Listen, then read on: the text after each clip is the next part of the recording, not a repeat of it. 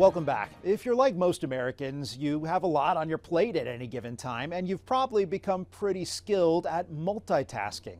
CBS's Dr. Jon LaPook explains why it may be better for your health to slow things down. Even though this may look like a perfect example of multitasking, it turns out there isn't any real multitasking. Linda Stone coined the phrase for what it really is: continuous partial attention. We don't ever do anything simultaneously. We are just rapidly task switching. And how are human beings at doing that? We're not great at doing it.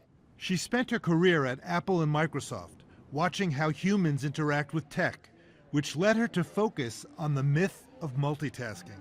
So what is walking and chewing gum at the same time? I would call that simple multitasking.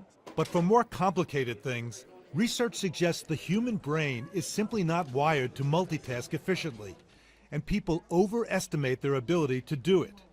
A study of doctors found multitasking almost doubled mistakes writing prescriptions. As a physician, I have to multitask at times, so I can't always just do one thing. That is how we operate as human beings. If multitasking is what we do and it leads to more mistakes, maybe when we're doing something especially important, we should remind ourselves to keep one ball in the air at a time.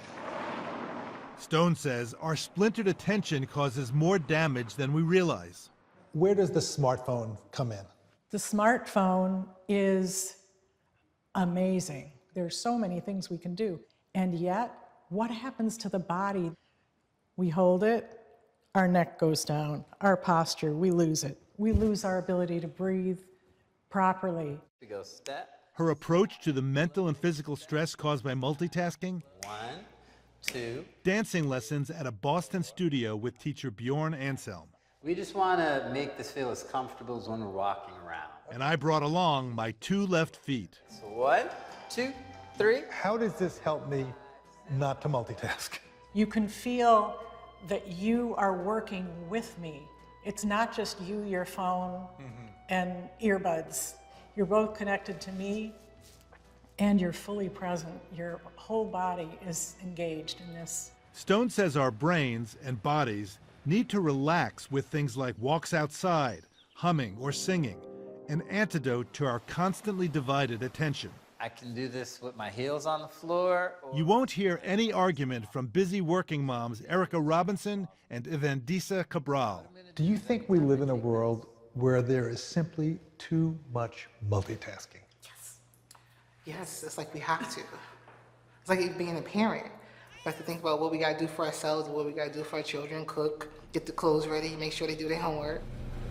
I feel like everyone's brains are always on go. And most times we don't stop to take a breath, even just to breathe for a second. Living in the moment, a single-tasking prescription for navigating a multitasking world. Dr. Jon LaPook, Boston. Finally, this half hour, seniors battling dementia are finding comfort in a new lifelike robotic puppy.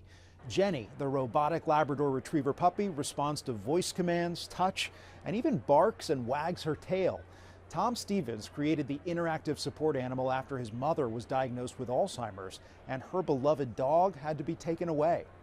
These puppies are designed to treat the behavioral and psychological symptoms of dementia, reduce the need for certain medications, including psychotropics, and we aim for them to be the first FDA medical devices.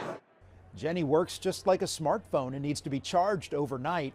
She's on display at this year's Consumer Electronics Show in Las Vegas and will go on sale later this year. A high-tech take on man's best friend. That's this week's Eye on Health. I'm Bradley Blackburn. Thanks for joining us, and be well.